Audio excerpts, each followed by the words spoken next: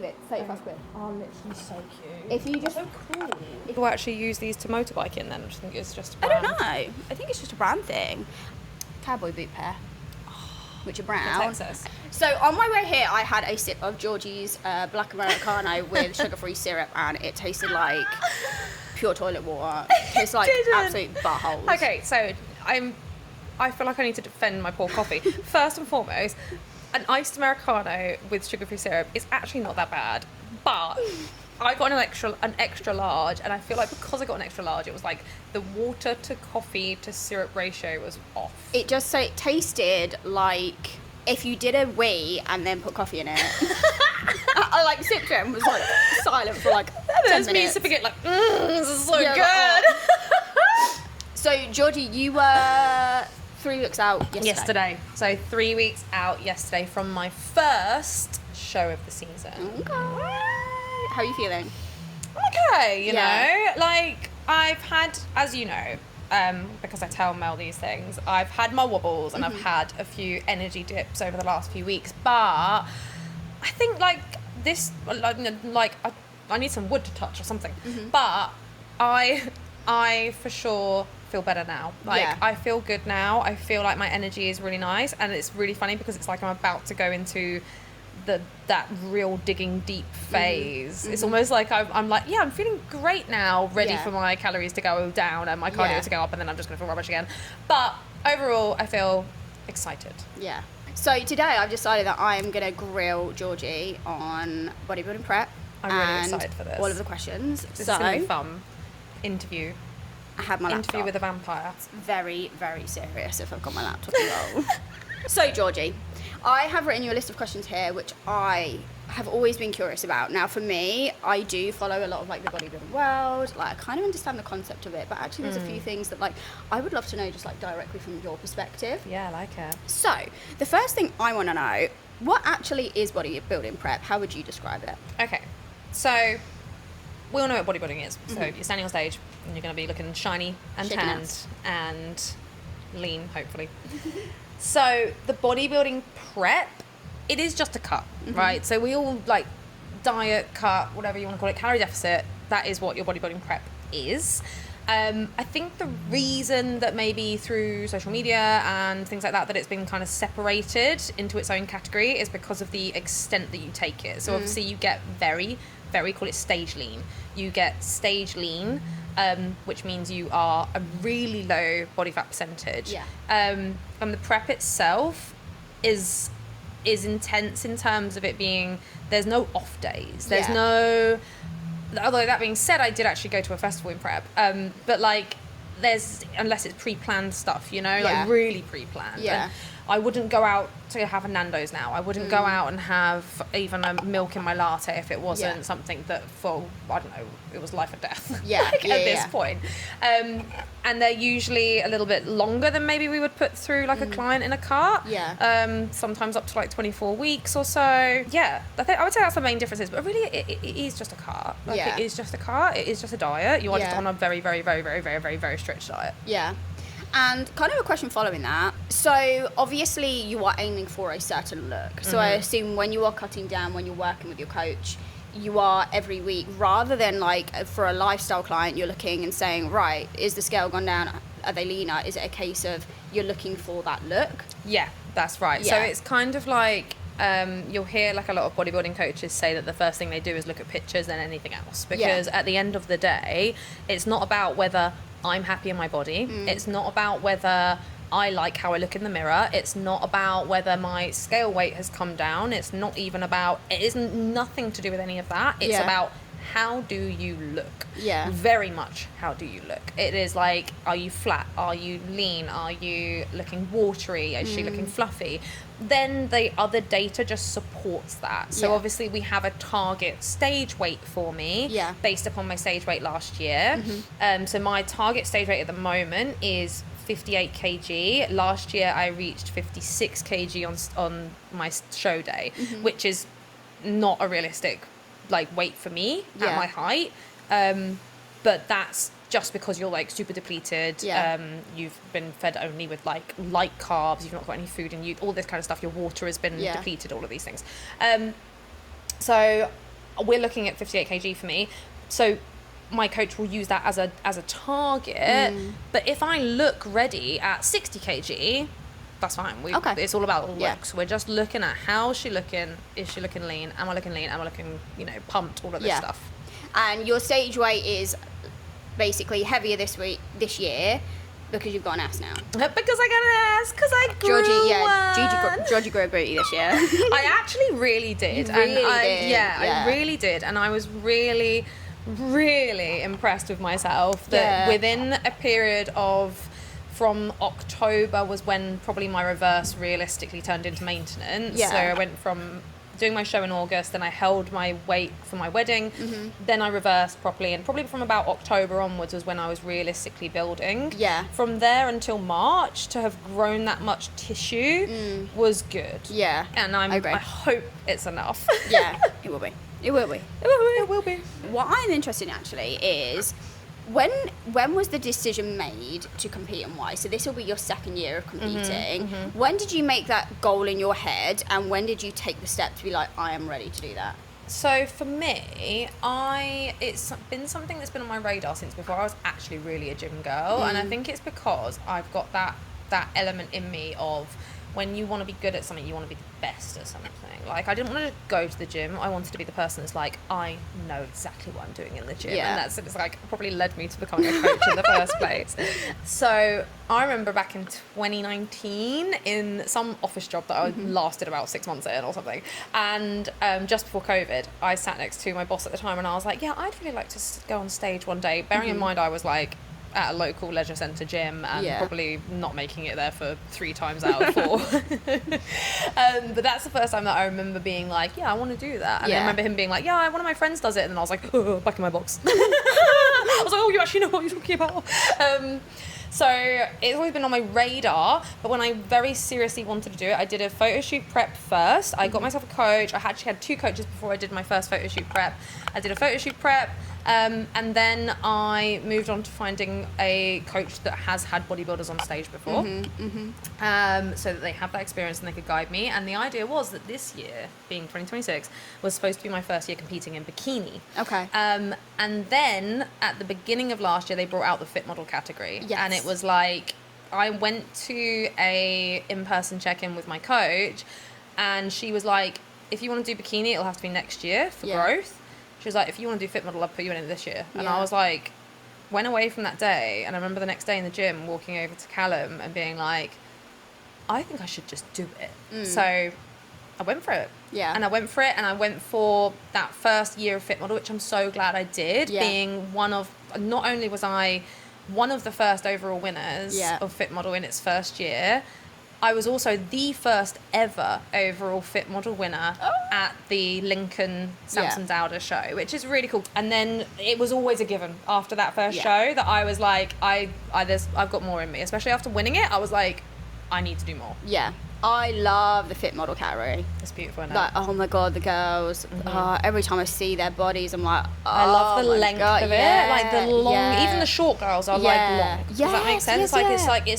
It's the ratios between like a torso and a nice long leg. Love it. It's so like beautiful. Like just they're stunning as well on stage. I mean, all the categories are. But there's something really nice about that kind of like smooth, soft muscle. I think it looks beautiful. For sure. So, what do you think, like, so obviously you're now 3 weeks out, pretty much exactly. What do you think changes most as prep goes on? Physique would be obviously the first thing I'd think, in terms of it changes rapidly. Like, I think even when I saw you from like in the 2 weeks between we went away to doing a podcast, and you were like, you've leaned out in 2 weeks, and I was like, it's crazy. It's like rapid. It just gets harder, I would say. And that is a given with any cut or diet, but with prep, it feels like it's a lot more substantial. You feel a lot more, like, even down to things like, I'm more sensitive to smells at the moment. I'm more sensitive to mood changes. I'm crabby. Are you?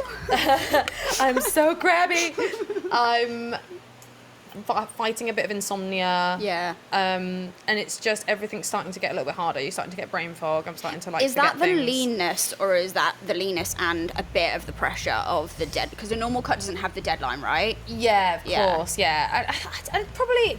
I mean, it's biologically your body is dropping its fat stores really quickly, so it's doing everything in its power to preserve energy, and that includes it doesn't want to be doing big mathematical calculations right now, right? So your brain is actually trying to almost like slow you down. And then when it comes to things like I was saying to someone the other day that I found myself stopped like jogging my foot, or you know when you like tap your feet when you're sitting down, I've stopped doing that, and I've noticed that my body wants me to walk slower, it wants me to slow down on things, and it's because it's trying to preserve that energy. So what do you think is the hardest part of it that people don't see on Instagram? So obviously there is so much, like, I love watching all the bodybuilders on Instagram. You see a lot of it looks quite glamorous in my opinion. What's the hardest part that you just do not ever see? Like, I would say, I think if I think about the comparison between like the hardest part that you don't see on Instagram, because what you see a lot on Instagram is people looking really shredded, right? And you're like, they look good, like, but they're probably taking that selfie in the gym, or just after the gym, or maybe first thing in the morning, where they're feeling really peeled or pumped up from the gym, basically. Especially if they're taking pictures in the gym, like. That you got to bear in mind that most of your carbs are tailored in the day to make sure that you have enough energy for the gym. So you're going to have your biggest pump, your most amount of energy, the most blood flowing for your muscles in the gym. So you're going to take your best pictures in the gym. You're going to take your best pictures when you're doing your posing practice, because that's the whole aim of the game. You can't see the definition. The definition is 100% there. But like I cannot see it in the mirror sometimes. And if I put this back on myself, this is me right now. You must know what I mean. I so know what you mean. Like I can see physically a line of muscle, but it's not. I'm like, oh, it's not enough. So, coming on to that, what do you think is the hardest part of bodybuilding, physical versus mental? Because obviously when you are any type of athlete, there is a mental game to it too. Good question. Do you know what? For me, I think the physical's more difficult. Like, not even physically lifting something, but like I can go to the gym and do it. But like sometimes, maybe that. You've stumped me, sir. Maybe doing the do of the physical. This is the thing, is it's like I can do the physical. Because I can pull the energy from somewhere, but maybe it is mental because I can't bring myself to do it. Like actually getting myself to the gym, like pulling myself off of a chair. Feels hard. It's the chimp brain. Like low food, low energy, chimp brain. The chimp in you is like, sit down, babes. Chimp is like, don't go gym.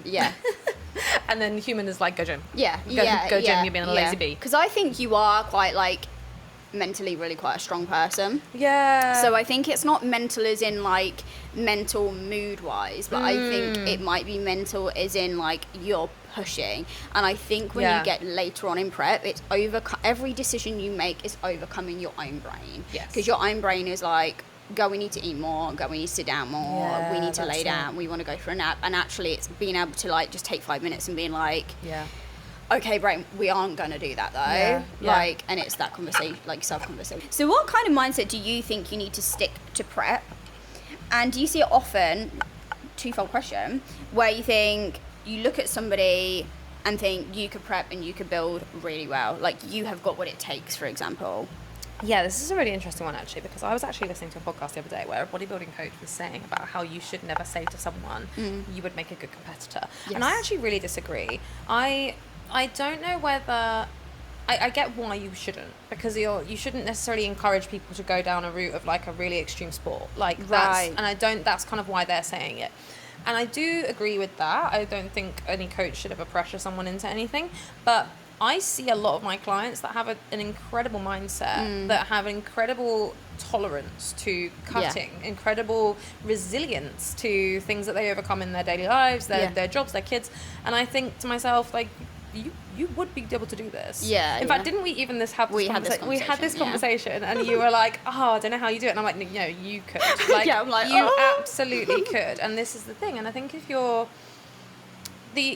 you just have to have the want enough. Yeah, 100%. You really do. And I think there was actually a TikTok that went viral in America of this competitor who was 6 weeks out, and she went to her boyfriend's birthday and she bought him a cake, and she had like 3 slices of cake and put it on TikTok and was like, I'm 6 weeks out, but I just can't stop myself. And it really divided all these bodybuilders on TikTok. It was really interesting.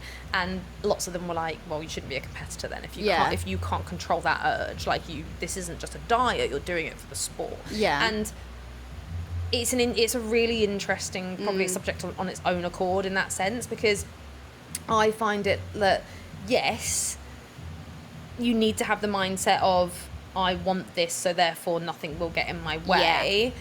But you also have to accept that you're human, and humans can wobble. You know? So it's kind of like being someone that's, I think, resilience. Yeah. You know? So like, if you do slip up, you can just move on from it. Yeah. If you have a bad day, you gotta just pick yourself up, tell your coach about it. And just move on. Follow the plan. Yeah. I think there's lots of things about eating disorders and bodybuilding too, in terms of, you've got to have a kind of a good relationship with food. I would argue that you don't necessarily have to have like the complete healthiest relationship with food. Like, I don't think you need to be one of these people that only eats to live. I'm definitely a sweet tooth cookie pizza loving gal outside of bodybuilding. But I also know that I have the willpower and the ability to turn those things down, you know? It's all the different identities, though. It's an identity of yours, and then there are other identities that are going on. Exactly. In different worlds, in different seasons. Whereas you'll get people like Callum, who he's totally not a foodie. Like, he gets around to Christmas and he's not like, oh my God, where the Christmas treats are in the supermarket. He's just like, yeah, whatevs. Whereas I'm like, Christmas treats are in the supermarket. I am still thinking about, I had a packet of tomato crisps in like 2013 and they were called Rios Noses.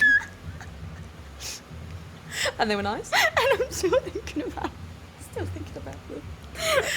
I feel like that about, there's a white chocolate polar bear biscuit from when we were younger. And I'm talking like, we must have been like, I would have been 10, you would have been like 9. No. Look at you. Just to clarify, she is older than me. I don't think I recognise a polar bear though. I feel like I would. You know, like the animal like cracker things that had the chocolate on them. It was like that, but it was white chocolate and it was polar bears. And I'm telling you, I've never ever found them, or I've googled them, and yeah. You made these up. Maybe I made them up. My mum just made them. Couple of things about you. Are you hungry all the time, or did your body adapt? Body does adapt. I think so. Mine does. Yes, definitely your body adapts. I've been on quite lowish carbs since about April.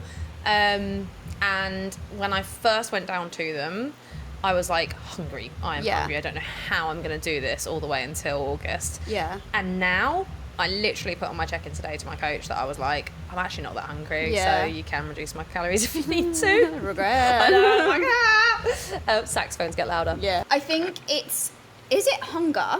As in, right, so 2 scenarios here. If somebody said you can have an extra box of meal prep, would you take it? Would you be hungry enough to take it? See, I'd turn it down. Yeah. But it's hard to say because it definitely is like, no. But if I know what you're saying. I'd be like, I haven't got like rumbling stomach hunger, right? But when I finish my meals, I'm like, I need more of that. Like, do you think it's like not necessarily hunger, but like you want a bit of dopamine, you want a bit of fun food? Like I think I would say that's a separate stream in itself. Yeah. Like, I feel like the hunger is definitely there. My body is calling out for more food, but because it never comes, my body's not. It's not very loud, and this is why reverses are hard. Yeah. Because you're starting to increase that food, you're starting to honor that hunger. It starts to get worse.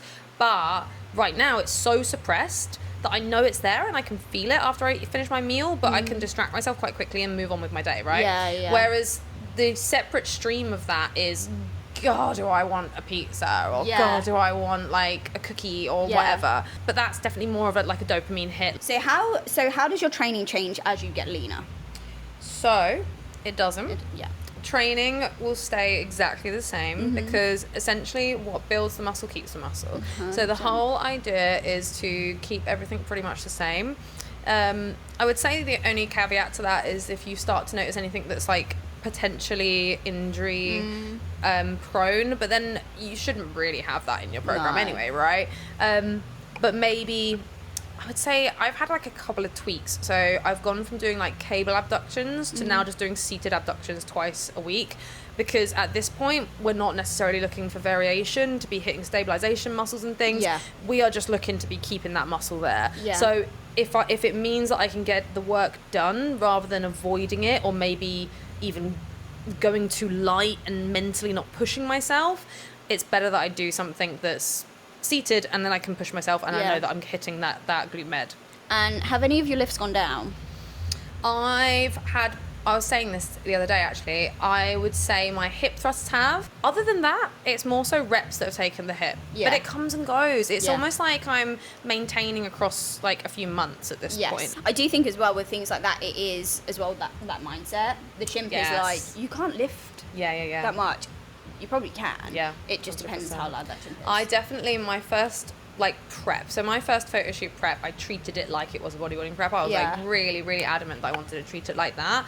And I very much talked myself out of lifts a lot of the time. Like, I would like start a lift and then I'd be like, oh, but you know, your calories are low. Like in my head, I'd be like, my calories are low, so that's probably why I can't get this lot. It's absolute yes. I could have lifted it. I was talking myself out of it. Yeah. Oh my god, I feel that.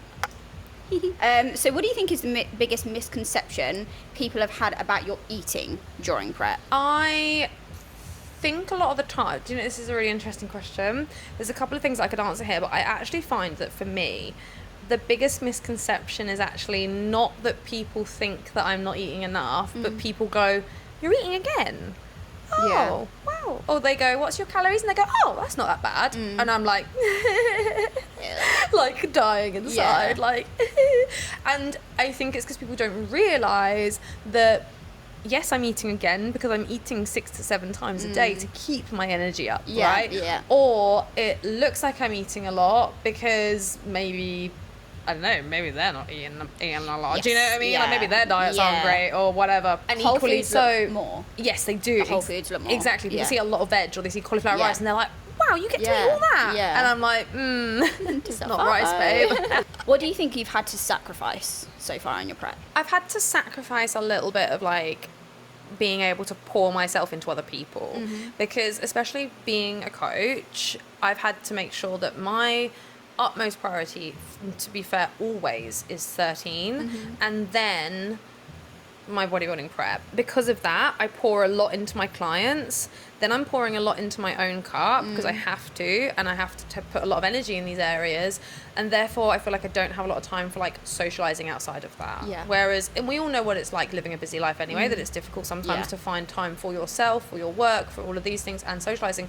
That on top of having a low energy, having, you know, being really tired, being hungry, it's difficult. And also lots of people want to go out and do things, and I don't really want to sit at a coffee shop having another Americano, like, and even sometimes I'm like, I've had too much caffeine today, is that going to impact my, you know, my digestion? So even down to the fact that sometimes I have to sit there with just a water, and I think I can do that, and I have done that loads.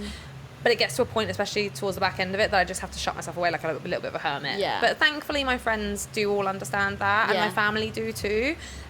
Most of the time, like pretty much everyone understands it. I think it's tough if people have like birthdays and things or something like that, and you have to kind of like, you're forcing yourself out, and then it feels like you feel bad because you're having to force yourself out of something. Do people around you always understand what you're doing? Have you ever received much judgment about being a bodybuilder? You see quite a lot online. Like, I think there's a lot of judgment online of bodybuilding.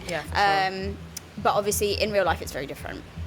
I think I actually see more judgment online than I do in my real life. I think I had more judgment doing a photo shoot prep than I did bodybuilding, because people can like 2 + 2 equals for them. Yes. Whereas if you say I'm standing in front of a camera, they're kind of like, why are you doing, why are you doing that? Just eat the cookie, like, kind of thing. Whereas if you go, no, I'm bodybuilder, I'm standing on stage, they go, oh, okay, you're fair. Yeah. And then people get it a lot more, and I think it's because there's something tangible almost to like assign the diet to, which I think says a lot for people that can just stick to a good diet, because you do come across a lot of negativity when you're trying to diet, and people are like, oh, you shouldn't be posting XYZ online, all of this, but if I'm a bodybuilder, suddenly it's okay. I don't know, it's kind of strange. There's that goal though, so it's like they imagine you, like there is that end goal, rather than actually if you just as a person want to change your lifestyle and lean out, it's a bit like, but you're fine as you are. But you should be fine as you are. Yeah.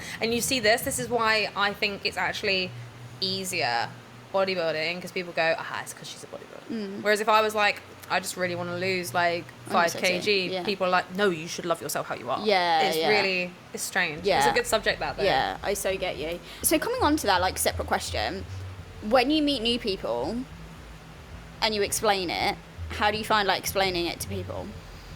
Do you know, it's funny, I think being a fit model competitor, because fit model is like the least muscle dense in all the categories, but people don't really understand that. So if I say I'm a bodybuilder, I see their eyes glance up and down, and I'm like, that one hurt. I actually saw a TikTok the other day where this girl basically, I don't know what category she was in, but she was like bodybuilders are actually really tiny women.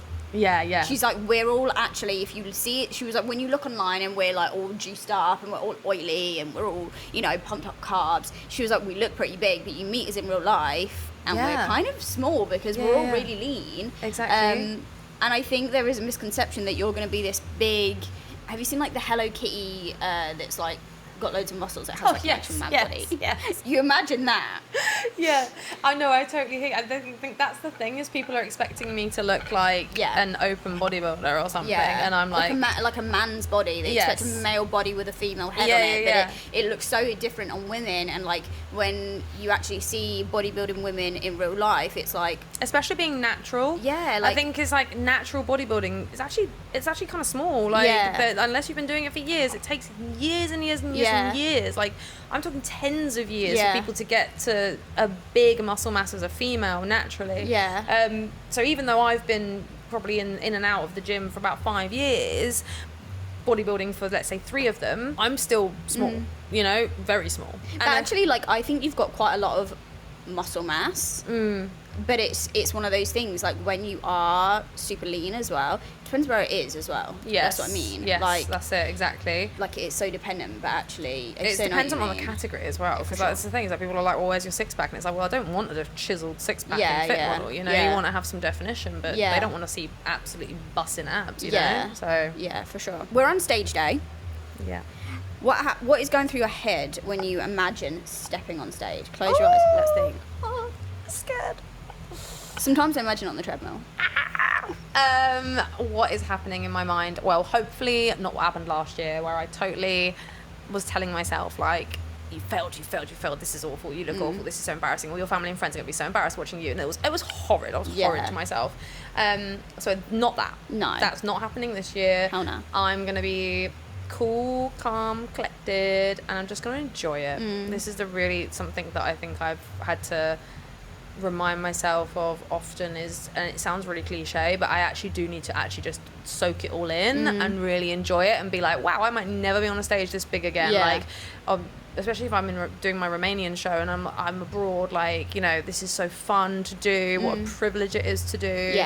But I will be a bit shaky and I will be a bit nervous. Of course, just because it's a huge show, like, it's a big show, big stage, like, scary. It's so cool. This is an interesting one. Are you competing against other people, or are you competing against yourself?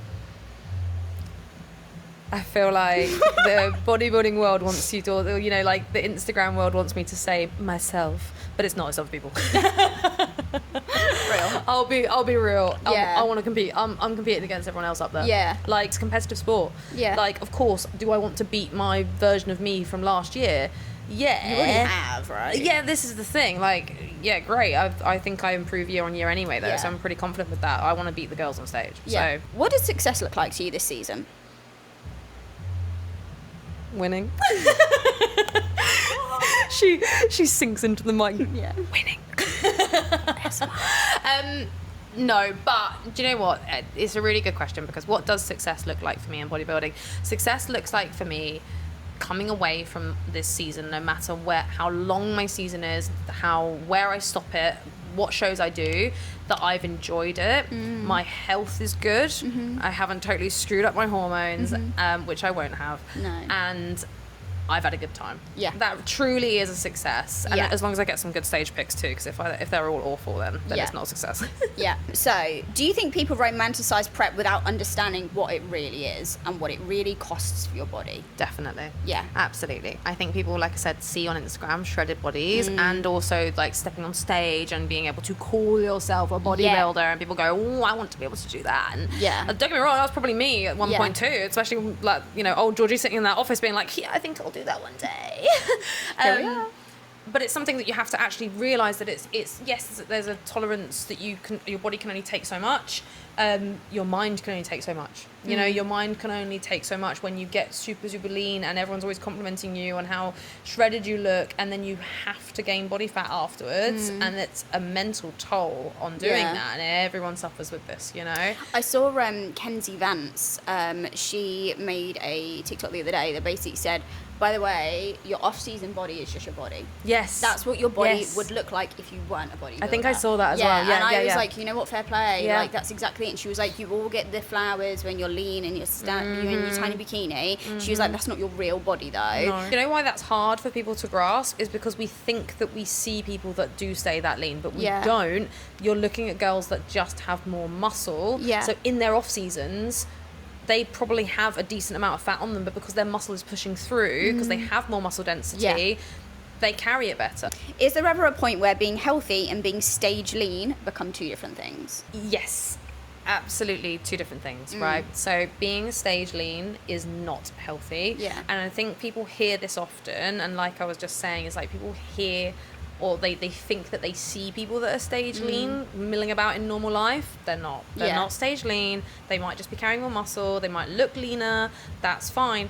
But they're not stage lean. Stage lean is like, I can see your muscles moving. I can see your veins all the time. Like, you are dry looking. Yeah. Bearing in mind, when you're on stage, like, you are dehydrated. Yeah. You have had barely any water.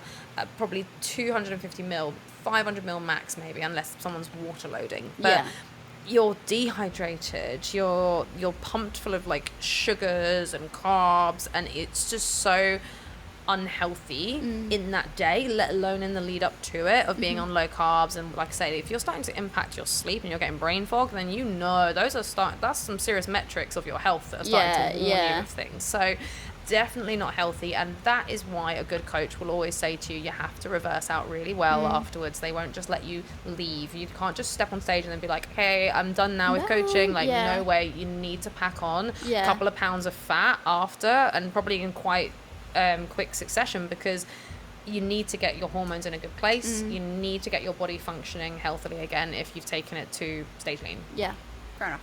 So, quick fire round. Woo! So, here we go. So, these are quick answers. Okay. Here we go. Pit and peak so far in prep. Pit was flies crawled on my food and I microwaved it because I didn't want to have to make more food. So I just microwaved it and Googled to make sure that I wasn't going to die. And peak. It's got to be your butt.